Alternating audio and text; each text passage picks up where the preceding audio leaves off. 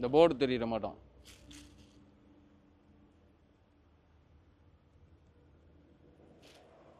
This board is correct but not used.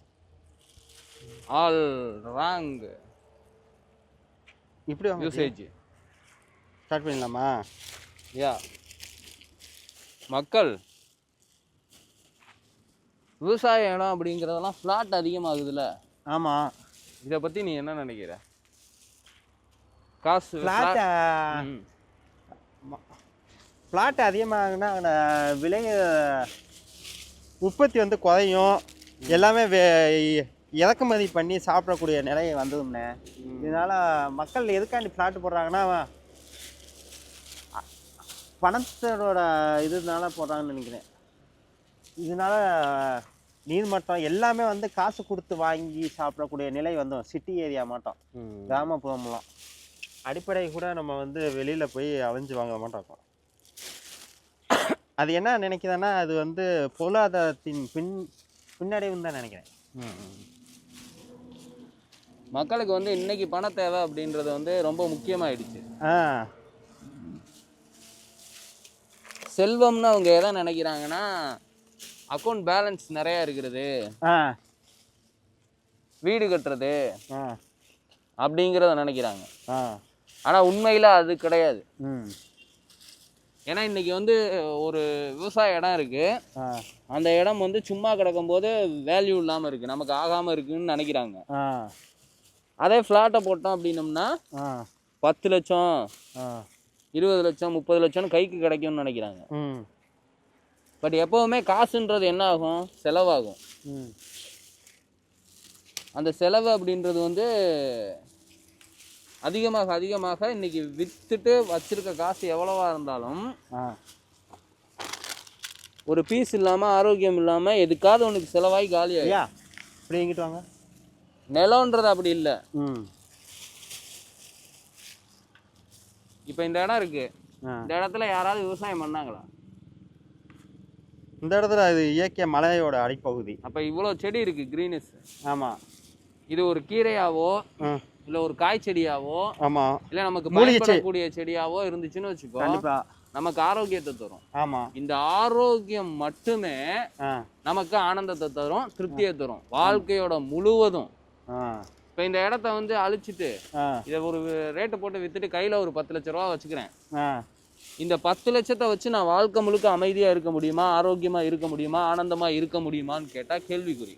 ஆமாம். இந்த மண்ணுங்கிறது இன்னைக்கு எனக்கு வந்து ஒரு 35 வயசு 70 வயசு வரைக்கும் நான் விதைய போட்டேன்னா திரும்பி அதை பல நூறு விதைகளாக கொடுக்கக்கூடிய தகுதி கொண்டது. ஆமாம். இதை காட்டிலும் செல்வம் அப்படின்றது இந்த உலகத்துல வேற இருக்கான்னு கேட்டா என் அறிவுக்கு எட்டுனார வரைக்கும் பெருசா இல்லை. என்னன்னா பசி எடுக்கும் போது நீ கட்டி வச்சிருக்க வீடோ இல்லை வாங்கி வச்சிருக்க நகையோ நமக்கு அந்த பசியை தீக்குமா? தீக்காது. அப்போ உண்மையிலேயே நம்மளுடைய தேவை, முக்கிய தேவை என்ன? பசிக்கும் போது சாப்பாடு, உணவு. இந்த உணவு அப்படின்றது ஆரோக்கியத்தை கொடுக்கக்கூடிய அளவுல இருக்கணும். ஆமா. அப்ப நம்ம கைப்பட அதை உருவாக்கி இருக்கணும். ஆமா. கடையில வாங்கி சாப்பிட்ற சாப்பாடு, இன்னைக்கு இருக்கக்கூடிய உணவு பழக்க வழக்கம் அப்படின்றதான ஆரோக்கியத்தை கெடுத்துருக்கு. ஆமா. அப்ப காசு நம்ம எவ்வளவு வேணா சம்பாரிச்சுக்கலாம், யார்கிட்டயாவது கொடுத்தா சமைச்சு கொடுத்துருவாங்க, பொருள் கொடுத்துருவாங்க அப்படின்னு போனதுனாலதான் இன்னைக்கு நம்ம இவ்வளவு நோயை உருவாக்கி வச்சிருக்கோம், ஆரோக்கியத்தை தொலைச்சிட்டு இருக்கோம். அப்போ ஒரு இடம் இருந்துச்சுன்னா நாம நமக்கு பிடிச்ச விஷயத்த போடலாம், அதுல பூச்சி மருந்து இல்லாம உருவாக்கலாம். ஆமா. இன்னொன்னு உரம்ன்றது இங்கனக்குள்ள என்ன மரங்கள் இருக்கு, ஒரு 4-5 மரம். ஆமா. ஆனா எவ்வளவு குப்பை உரம் இருக்கு பாரு, எவ்வளவு. ஆமா. இது அப்படியே மண்ணுக்குள்ள போச்சுன்னா நமக்கு உரம் போடுற செலவு மிச்சம். ஆமா. வேணுங்கிற செடி கொடிகள், கீரைகள், மூலிகைகள், ஆமா, அடிப்படை தேவைகளை வச்சுட்டு வாழ்நாள் முழுக்க ஆரோக்கியமான உணவை கொடுத்துட்டு சந்தோஷமா அமைதியா வாழ்ந்தோம் அப்படின்னம்னா இந்த மூளை அமைதியா இருந்துச்சுன்னா என்ன பண்ணும்? தெளிவடையும், ஆக்கப்பூர்வமா வேலை செய்ய ஆரம்பிச்சிடும், தெளிவடைஞ்சு. ஆமா. அப்ப அந்த ஒரு இயக்கம் அப்படின்றது உங்களுக்கு நீங்க விரும்புறோம் தெரியுமா? நம்ம விரும்புறது நகை, காரு, பணம், இது எல்லாத்தையும் கொண்டு வந்து தரும். இருக்கிறத விட்டுவிட்டு நாளைக்கு ஆரோக்கியத்துக்கும் ஆனந்தத்துக்கும் அமைதிக்கும் அலையக்கூடிய சூழலுக்கு போயிட்டோம்னு வச்சுக்கோ, இருக்கிற எல்லாத்தையும் தொலைக்க தான் முடியும். ஆமா, இந்த ஒரு விஷயம் புரியாத அறியாமையின் உச்சத்துல இருக்கிறதுனால தான் விவசாய நிலங்கள் எல்லாத்தையும் மனிதன் தன்னுடைய உடைமைகள் வாழ்க்கை முழுக்க நமக்கு ஆனந்தத்தையும் ஆரோக்கியத்தையும் அமைதியையும் தரக்கூடிய ஒன்ன தெரிஞ்சே தொலைச்சிக்கிட்டு இருக்கோம். நம்மளுடைய வாழ்க்கையை கொண்டு போய் ஒரு இக்கட்டான சூழ்நிலை தள்ளிக்கிட்டு இருக்கோம். ஆமா, முடிஞ்ச அளவுக்கு ஒவ்வொரு மனிதனும் தன்னுடைய தேவைகளை பூர்த்தி செஞ்சுக்கக்கூடிய இடத்த உருவாக்கி அந்த இடத்துல வாழ ஆரம்பிச்சிட்டான் அப்படின்னா இங்க விஞ்ஞானம் மட்டும் கிடையாது, மெஞ்ஞானமும் சூப்பரா வளரும்.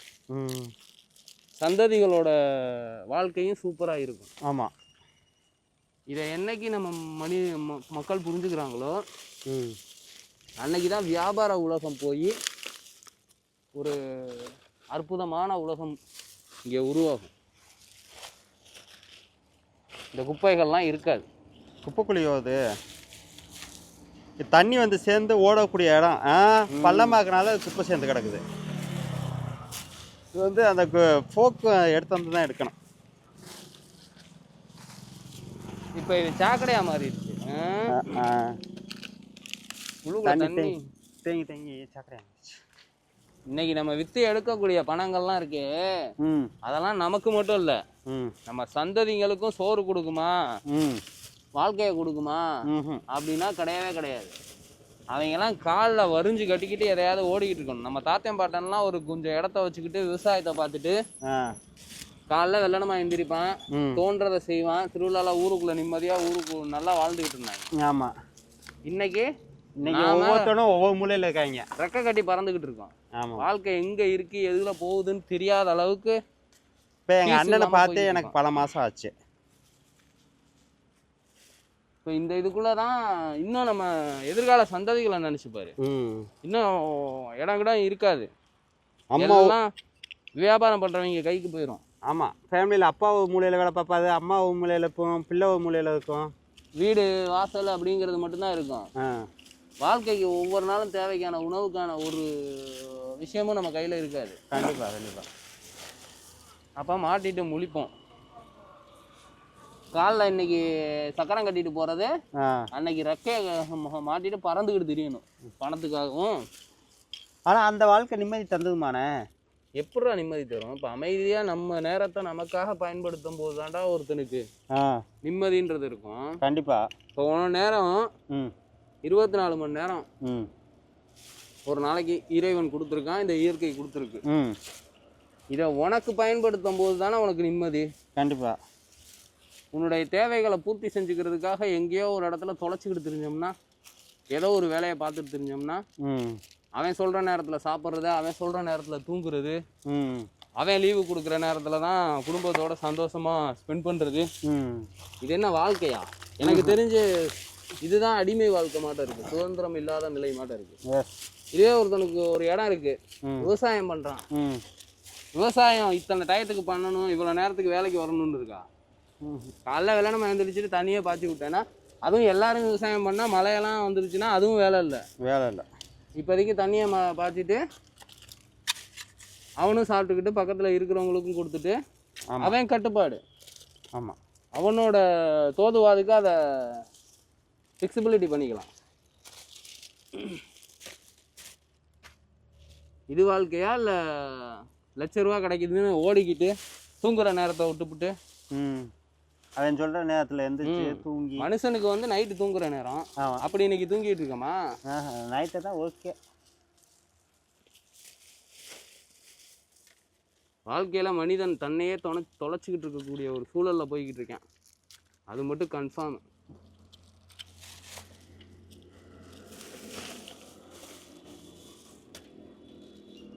ஒன்று யோகத்துக்குள்ள போகணும் தன்னை தேடி, இல்லை அப்படின்னா இயல்பு வாழ்க்கையில் இருக்கும்போது பெஸ்ட்டு வே விவசாயம். வியாபாரத்துக்கு ஆகாட்டினாலும் நம்ம வாழ்க்கையை வாழ்கிறதுக்காகும்.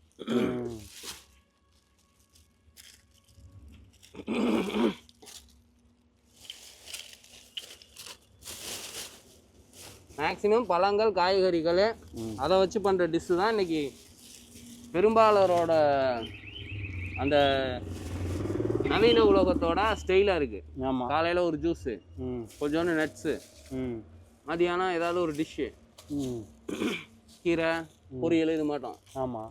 நெல் சோறு அப்படிங்கிறதுக்கு தான் நம்ம ரொம்ப கஷ்டப்படுற மாட்டம் இருக்கும் இன்னைக்கு சூழலில் விவசாயத்தில். தண்ணி பாய்ச்சி அது ஏற்றுறதுன்னு கொஞ்சம். ஆமாம். ஆனால் மரம் கொடி செடி கொடிகள் கீரைகளுக்கு கஷ்டப்படணுமா? கிடையவே கிடையாது. ஃபஸ்ட்டு ஒன்ஸ் வச்சுட்டா வச்சுட்டா புசு புசுன்னு வந்துக்கிட்டே இருக்கும். வேணுங்கிறத பறித்து சாப்பிட்டுட்டு போய்கிட்டே இருக்கும். ஆமாம். காலையில் ஒரு மரத்துல இருந்து இப்போ கனியை எடுத்து நறுக்கி சாப்பிட்றதுக்கும் இல்லை ஜூஸ் போட்டு சாப்பிட்றதுக்கும் ஈஸியாக இருக்கும். நட்ஸு 2-3 எடுத்து சாப்பிட்டுட்டு போய்கிட்டே இருக்கலாம். மதியான கீரை காய்கறிகள் எடுத்து கூட்டு வச்சு சாப்பிட்டுட்டு போய்கிட்டே இருக்கலாம். வாழ்க்கையை இந்த சாப்பாட்டை போக மீதி நேரத்தை இந்த இயற்கையையும் இருக்க நேரத்தையும் அனுபவிச்சுட்டு போகலாம். அழுதுட்டு போக வேண்டியதில்லை.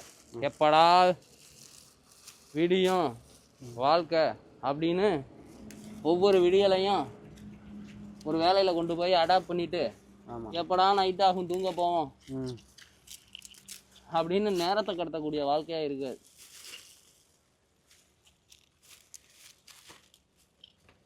நான் சொல்றதுல எதுவும் முரண்பாடு எதுவும் இருக்கா? இல்லை இல்லை.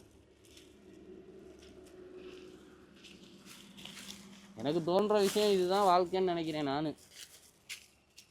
இதை பற்றி தானே நம்ம முன்னோர்கள் என்னென்ன கூறி வச்சுருக்காங்க சான்றோர்கள்? உழைப்பை பற்றி என்ன சொல்கிறாங்க? உழுதுண்டு வாழ்வாரே வாழ்வர் மற்றெல்லாம் தொழுதுண்டு பின் செல்பவர். அவ்வளோதான். அவங்க சொன்னதை விடவா நம்ம சொல்லிட போகிறோம்? அவ்வளோதான்.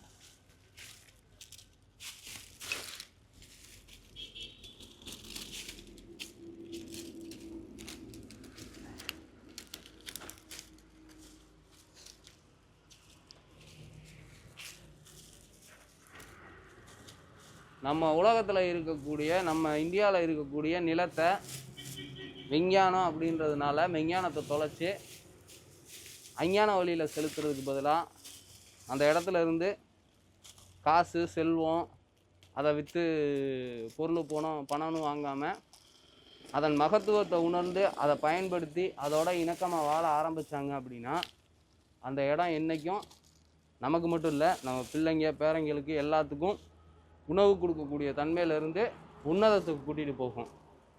அதை கூறு போட்டு கொள்ளையடித்தோம் கொன்னோம் அப்படின்னோம்னா நம்மளையே நாம் கொள்ளையடிக்கிறோம் கொண்டுக்கிட்டு இருக்கோம். நாளைக்கு அந்த உணவுக்காக நம்ம பிள்ளைங்களும் சந்ததிகளும் கையேந்தி நிற்பாங்க. அதை வாங்குறதுக்கான காசுக்கு அவங்கக்கிட்டே அடிமையாக வாழ்க்கையை வாழ்வான். அப்போ நமக்கு சொந்தமாக இடமும் இருக்காது, இந்த நாட்டில் உரிமையும் இருக்காது. இலவசமாக கிடைச்சதெல்லாம் இப்போ காசாகிடுச்சுண்ணே. தண்ணியில் இயற்கை ஒவ்வொரு நாளும் நமக்கு இலவசமாக இவ்வளோ விஷயத்த கொடுத்துக்கிட்டு இருக்கும்போது நாம ஏன் நமக்கு சமமாக அந்த மனுஷங்கிட்ட இலவசத்தை கேட்டுக்கிட்டு அடிமை வாழ்க்கை வாழ்ந்துக்கிட்டு இருக்கணும்னு தான் நான் கேட்குறேன். அதானே. இயற்கை உன்கிட்ட காசு வாங்கிட்டு காற்று கொடுக்குதா இல்லை தண்ணி கொடுக்குதா இல்லை போடுற செடி கொடிகளுக்கு வளர்ச்சியை கொடுக்குதா? அது எதுவுமே எதிர்பார்க்கல நம்மள்ட்ட. அப்போ அதுக்கிட்ட நம்ம கையேந்திட்டு போயிடலாம், அதோட இணைஞ்சு வாழ்ந்துட்டு போயிடலாம். என்னைக்கும் கொடுத்துக்கிட்டே இருக்கும். ஆமாம். அதை விட்டுவிட்டு எவனோ ஒருத்தன் இதை தரேன் அதை தரேன்றதுக்காக 5 வருஷம் 10 வருஷம் வாழ்க்கைக்காக நம்ம வாழ்க்கையை அவங்க கிட்ட தொலைச்சிக்கிட்டு தெரியணும். அதனால் இலவசம் தரேன்னு ஒருத்தன் சொல்கிறான் அப்படின்னா இயற்கையை தேடி போங்க, அவனை தேடி போகாதீங்க.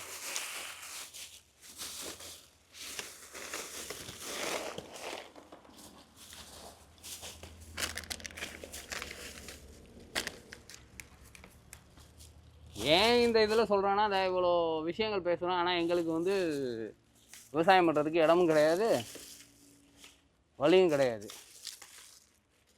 எங்கள் அப்பா அத்த காலத்துலேயே எல்லாத்தையும் தொலைச்சிட்டு இன்றைக்கி எழுத்தவங்கிட்ட கையேந்தக்கூடிய நிலை இருக்கும்போது தான் புத்தி வருது. இதை எல்லோரும் செஞ்சிடக்கூடாது, இருக்கிறவங்க நாச்சும் அதை காப்பாற்றிக்கணும், தக்க வச்சுக்கணும், பயன்படுத்திக்கணுன்ற ஒரு ஏக்கம்தான்.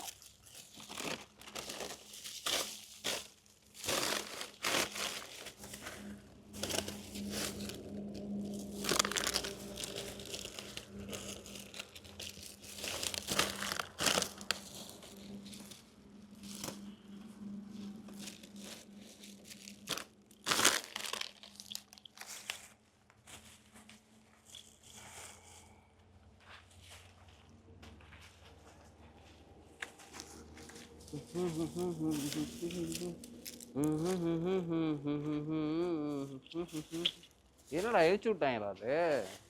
வாழை மட்டை கிடந்துச்சு இல்லைண்ணே, அதை எரிச்சு விட்ருக்காங்க.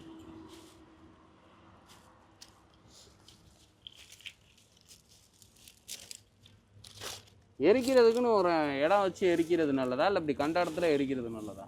எரிக்கிறதுங்க இடம் தனியாக செப்பரேட் வச்சுருக்கணும். மண்ணை வந்து கொஞ்சம் வீக்காக்கிடும்ல எரிக்கிறது. இப்போ வேற இடத்துல ஒரு வெந்து போக வச்சு செப்பரேட்டான ஒரு இடம் வச்சு அங்கே எரிச்சிட்டு அந்த சாம்பலை கொண்டு வந்து போட்டால் கூட இங்கிட்டு உரமாக. ஆனால் இந்த இடத்துல கண்ட இடத்துல எரிக்கிறது அந்த இடத்துல திரும்ப செடி முளைக்கிறதுக்கு இப்போ நார்மலாக எரிக்காமல் இருக்கும்போது இருந்ததுக்கும் எரிச்சதுக்கப்புறம் உருவாகுறதுக்கும் பல நாள் ஆகும்ல. கண்டிப்பாக கண்டிப்பாக எக்ஸ்டென்ஷன் சுற்றியுக்குள்ள செடியெல்லாம் பாருங்க கருகி போச்சு. மண்ணை வந்து மலடாக்கக்கூடிய தன்மையை நம்ம செஞ்சுக்கிட்டு இருப்போம். அதுவும் வாழை மட்டைனா பரவாயில்ல, இது மட்டும் பிளாஸ்டிக்னா ரொம்ப மோசம். ஆமாம். அப்போ எரிக்கிறதுக்குன்னு மேக்சிமம் மக்கும் குப்பையை வந்து நம்ம வந்து மக்க விடுறது தான் நல்லது. புளியில் மட்டும் எடுத்து போட்டு முடிஞ்ச அளவுக்கு குப்பைகளை மக்கும் குப்பைகளாக வர அளவுக்கு உபயோகப்படுத்திக்கிறது நல்லது. ஆமாம். மக்காத குப்பைகள் வந்து உலகத்தில் உருவாகக்கூடாது.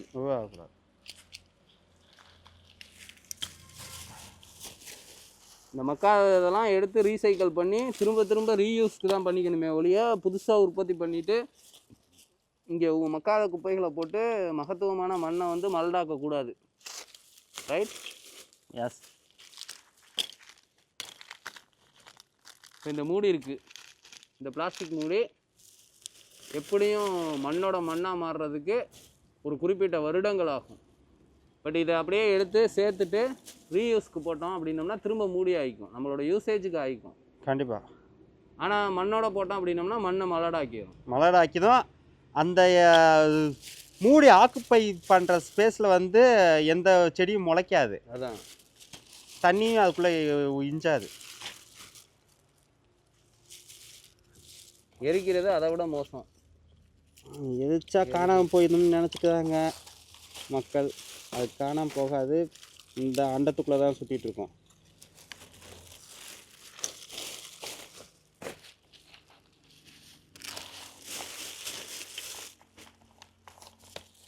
நம்மளை எரிக்க ஒரு இடம் வச்சுக்கிற மாட்டோம், இதை எரிக்கிறதுக்கு ஊருக்கு ஒன்றே மட்டும் ஒதுக்கிடணும். அந்த இடத்துல அதுக்கு மட்டும் யூஸ் பண்ணிக்கணும். எரிக்கிறதெல்லாம் வேற எவன் எங்கே எதை எரிக்கணும்னாலும் அங்கே கொண்டு போய் போட்டு எரிச்சிக்கணும். ஆமாம். ஆனால் அந்த கால வாழ்க்கையை அழகாக டிசைன் பண்ணி வச்சுருக்காங்க நம்ம ஆளுங்க. டிசைன் பண்ணி வச்சுருக்காங்க. டிசைன் பண்ணதை கொடுத்துட்டும் போயிருக்காங்களானே, அதை நம்ம எடுத்துக்கல. அதுதான் விஷயமே. நம்ம தான் எடுத்துக்காமல் இங்கே நாசமாக்கிட்டோமே, நம்மளும் நாசமாக்கிட்டு இருக்கோம். நாங்கள் பார்த்து பார்த்து உங்களுக்கு கொடுத்து போட மேடா. இப்போ இப்போ அவங்களாம் வந்து பார்த்தாங்கன்னா என்ன செய்வாங்க? சாபம் ஆல்ரெடி விட்டுட்டாங்க.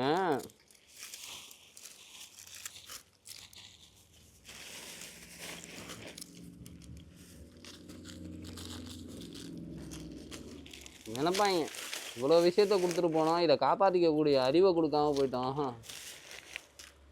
அதையும் கொடுத்துட்டு தான் போயிருந்தாங்க. எடுத்துக்காது நம்ம தப்பு. நம்மளுடைய பாட புத்தகங்கள்னு தமிழில் இருக்கிறத எதை எடுத்தாலும் நம்மளையும் நம்ம வாழக்கூடிய இந்த இடத்தையும் இனிமையாக இதமாக வச்சுக்கிறத பற்றி தானே சொல்லியிருக்காங்க. கண்டிப்பாக.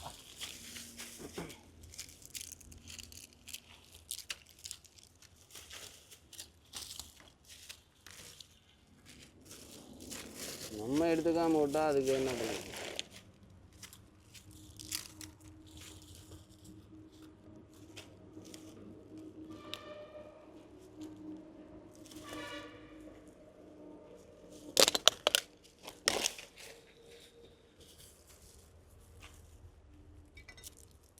மழை குடிச்சிட்டு பாட்டில்லாம் உடச்சிட்டு போயிடுறாங்க.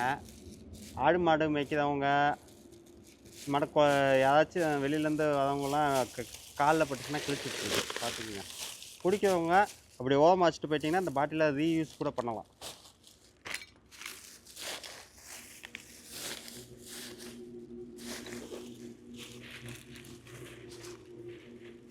ஆனால் முக்கியமாக இதுதானே நம்ம எஜுகேஷனில் கொண்டு வரணும். இதெல்லாம் எஜுகேஷனில் தொட்டுறாங்களா இல்லையா? அதாவது நாம வாழக்கூடிய இடம் வந்து சுத்தமாக எல்லாமே இருக்குண்ணே இருக்கு. அதாவது என்னன்னானே, ஜப்பான் மாட்ட கல்வியை கொண்டு வரணும். அவங்க என்னன்னா மாம்பழம் அப்படின்னா இப்போ இதில் புக்கில் காமிக்க மாட்டேங்காங்க, போய் மாமரத்துக்கே கூட்டி போயிடுறாங்க. அப்படி பார்க்கும்போது ப்ராக்டிக்கலாக வந்தனால ஒரு தினைக்கு 1 மணி நேரம் குப்பை போக்குறது வந்து அவங்களோட கடமையாக இருக்குது. அது ஜப்பானோட கல்வி முறை இல்லைடா, ஆ இந்தியாவோட கல்வி முறை. இந்தியாவோடதா? இந்தியாவில் குருகுலம்னு சொல்லுவாங்க தெரியுமா? ஆமாம். அது வந்து ஆரம்ப காலத்தில் எப்படி இருக்குன்றதெல்லாம் ஏதோ கேள்விப்பட்டிருக்கியா? அதான் 12 வருஷம் அங்கே தங்கி ரைட். சேவை செய்து அப்படியே படிக்கிற மாட்டோம் இருக்குன்னு எங்கே சொன்னாங்க. தங்கணும்?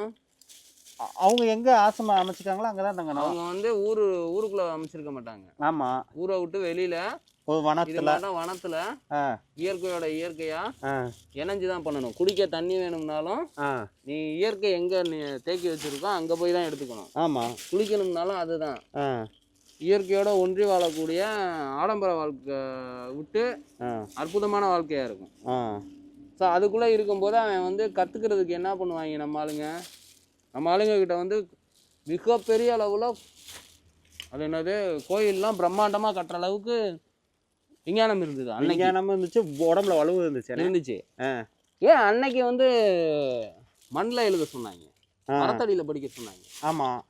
ஏன் கோயிலை வந்து அவ்வளோ சூப்பராக பிரம்மாண்டமாக கட்டின ஆளுங்களுக்கு ஆ ஒரு பில்டிங் கட்டலாமே, பில்டிங்கை கட்டிக்கிட்டு அதுக்குள்ளே உட்காந்து படிக்க வைக்கல. ஆமாம். ஏன்னா ஆ படிப்பினை அப்படின்றது புத்தகத்தில் அல்ல, இங்க இந்த உலகத்துல வாழும் வாழ்க்கையில நடக்கக்கூடிய நிகழ்வுகள்ல அப்படின்றத அவனுக்கு தெரிஞ்சிருந்தது. கண்டிப்பா. அதனால ஒவ்வொரு நாளும் வாழ்க்கைக்கு தேவையான செயல்கள் என்னவோ அந்த செயல்களை செய்ய வச்சு அதுல படிப்பினைய கொடுத்தாங்க.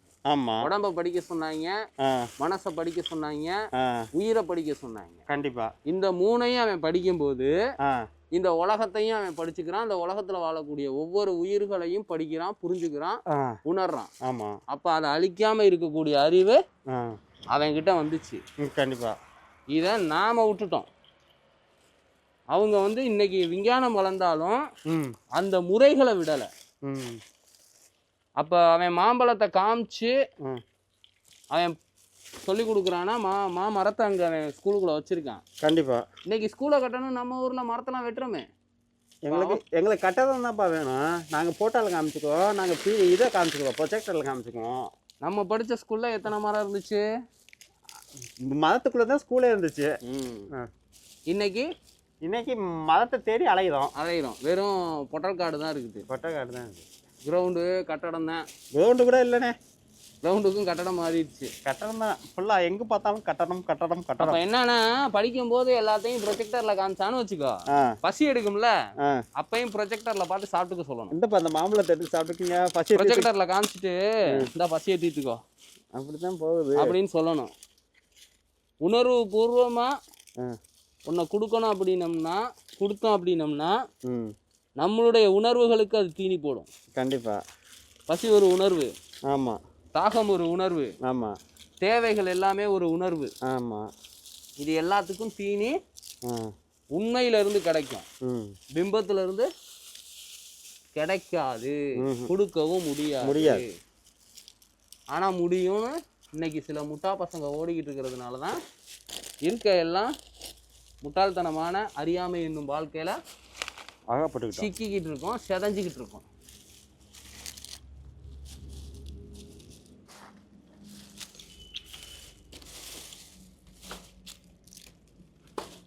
கல்வி முறை ஒண்ணு மாறிடுச்சுன்னு வச்சுக்கடா, இந்த உலகத்துல எல்லாமே மாறிடும். கண்டிப்பா. ஏன்னா இன்னைக்கு கல்விக்கு காசு நிறைய தேவைப்படுது. கல்வி வீடு கட்ட கல்விக்கு காசு நிறைய தேவைப்படுது. ஆமா. கண்டிப்பா. இந்த கல்வி இருக்கிறதுனாலதான் வாழ்க்கையில வந்து அழகா ஜாலியா சந்தோஷமா நிம்மதியா போகக்கூடிய மனுஷன் இது எல்லாத்தையும் இழந்துட்டு போய்கிட்டு இருக்கான். கண்டிப்பா. அப்படி போறதுனால அப்படி போய் வந்த 1-2ஐயும் கடைசியில ஆரோக்கியத்துக்காக இழக்கிறேன். கண்டிப்பா. ஆனா இந்த கல்வி கரெக்டா கொடுத்துட்டான்னு வச்சுக்கோ, அவன் நிம்மதியா அழகா ஆனந்தமா பயணப்படுவான். ஆரோக்கியன்ற ஒன்ன தேடி காசு கொடுத்து வாங்கணும்னு நினைக்க மாட்டான். ஈஸியா இலவசமா கொடுத்த இறைவனின் சீதனத்தை பாதுகாத்துக்குவான், பராமரிச்சுக்குவான். ஆமா. இருக்கிறத தொலைச்சிட்டு அப்புறம் கிடைக்கும்னு சொல்லிட்டு எங்கேயாவது காசை நீட்டி வாங்கணும்னு அலைய வேண்டிய அவசியம் இருக்காது. பிறக்கும் போது எவனும் நோயாளியா பிறக்கிறானா? இல்லையே. ஒரு குறிப்பிட்ட சதவீதம் தான். அவங்களும் வந்து ஸ்பெஷல் சைல்டு தான்.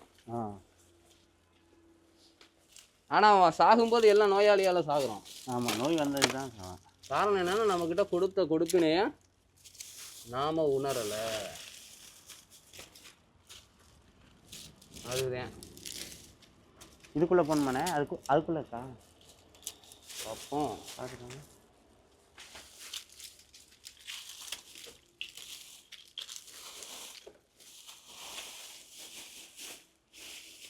ஓ போலாமா?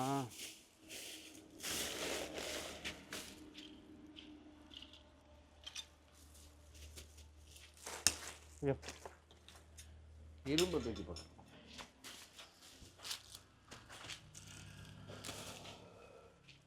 இதுலாம் கிடக்கு. காலையில் எனக்கு 5 ரூபா கண்டு எடுத்துருக்கேன். லாபம் 5. அப்போ இவ்வளோ நேரம் பேசுனதெல்லாம் லாபம் இல்லை. காயினும் கிடச்சிருக்குண்ணே. இந்த 5 ரூபாவோட 500 மடங்கு பெருசான பொருள் அப்படியே இறங்கி இப்படி வந்துருக்கு உள்ளுக்குள்ள போகுது. இது விலை மதிக்க முடியாததுண்ணே. இது விலைக்குள்ள வந்து விலைக்குள்ளே கொண்டு வர முடியாது. இது விலைக்குள்ள நம்ம அது வந்து உணவுபூர்வமானதுக்கு விலை இல்லை.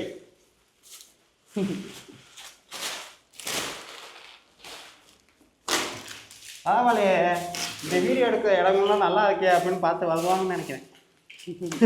இது யூசேஜ் இல்லை. இந்த இடத்த க்ளீன் பண்ணிட்டாங்கப்பா, வாங்கப்பா போவோம். நம்ம இன்ஃபர்மேஷன் கொடுக்குற மாட்டோம் இருக்கு. நாங்கள் க்ளீன் பண்ணி வச்சிட்டோம். ஒருவேளை அந்த இடத்த சுத்தம் பண்ணதுக்கப்புறம் வந்து போகணும். இப்போ இந்த இடம் எதுக்கு பயன்படுத்திட்டு இருக்குன்னு பார்த்துக்குங்க. இதுக்கு ரொம்ப நாட்டுக்கு தேவையான ஒன்று.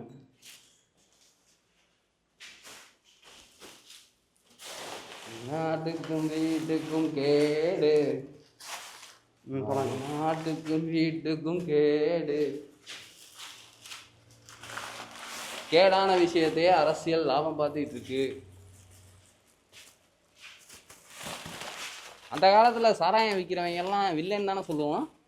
ஆமாம், அவங்கள கெட்டவனா தான் காட்டியிருப்பாங்க. படத்துலேயே அப்படி தான் காமிச்சிருப்பாங்க. அப்போ இன்னைக்கு கவர்மெண்ட் விற்றுக்கிட்டு இருக்கேன். அப்போ அவங்க கெட்டவங்களா?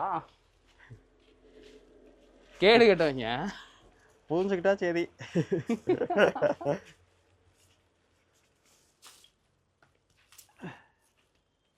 அறியாமையில் விற்கிறவங்களே கெட்டவங்கிறோம். இவன் அறிஞ்சும் விற்கிறான்னா கண்டிப்பாக கேடு கெட்டவங்க தான். அது எவ்வித அரசியலாக இருந்தாலும் சரி,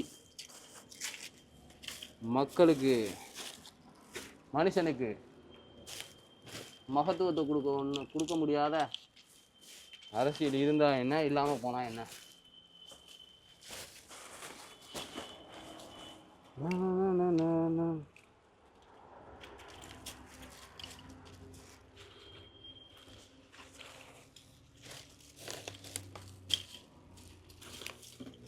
கட் பண்ணிடுங்க ஜி.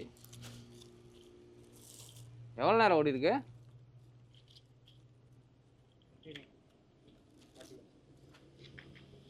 நாங்கள் இப்போ புது அவதாரம் எடுத்திருக்கோம் பார்த்தீங்களா?